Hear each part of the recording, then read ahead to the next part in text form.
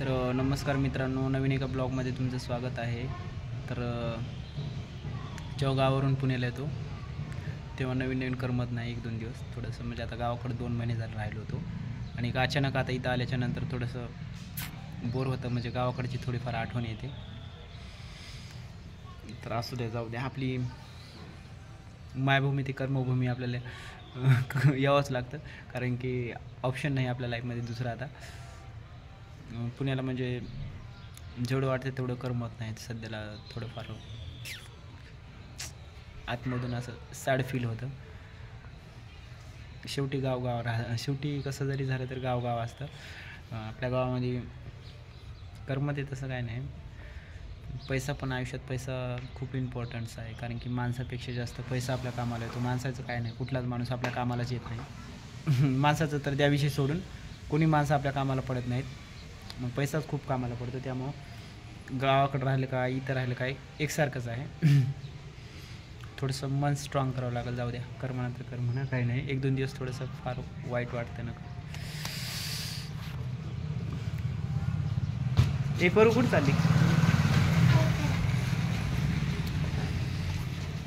तर वातावरण बघू शकता इकडे कसं वातावरण झालं.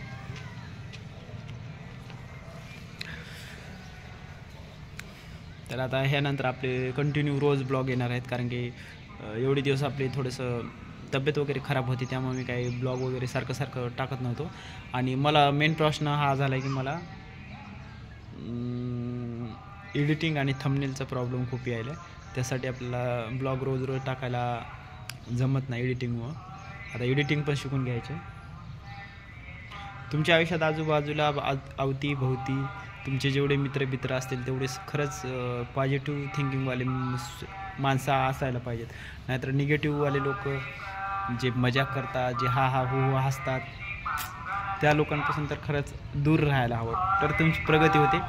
नाहीतर जळक्या लोकांसोबत मनात वाईट ठेवून दुसऱ्या दिवशी कपटी विचार करणाऱ्या लोकांसोबत राहिले तर आयुष्यात कधीच प्रगती होऊ शकत नाही. तर चला मित्रांनो, ह्यानंतर आपले रोज तुम्हाला ब्लॉग बघायला भेटतील.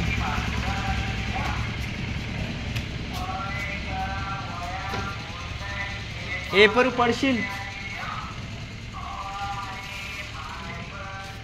चेहरा तर एवढा आता खराब दिसायला, ब्लॅक दिसायला. आता नुकतीच गावाकडून आल्या त्यामुळे दिसत असेल.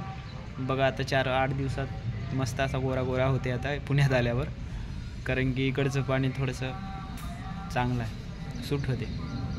गावाकडे गेले की परत 4 दिन की चांदनी फिर काली रात.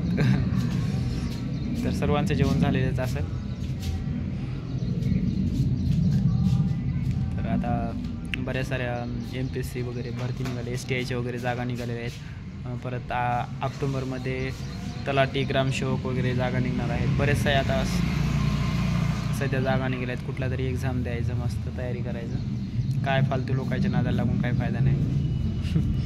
जिकडे बघेल तिकडे फालतूच लोक आहेत आयुष्यामध्ये. स्वतःची लाईफ स्वतः खुश जगायचं झालं तर स्वतःवर डिपेंड जगावं लागतं. लोकांवर डिपेंड जगून काहीच फायदा नाही, आणि कोण तुमच्या कामाला पडत नाही.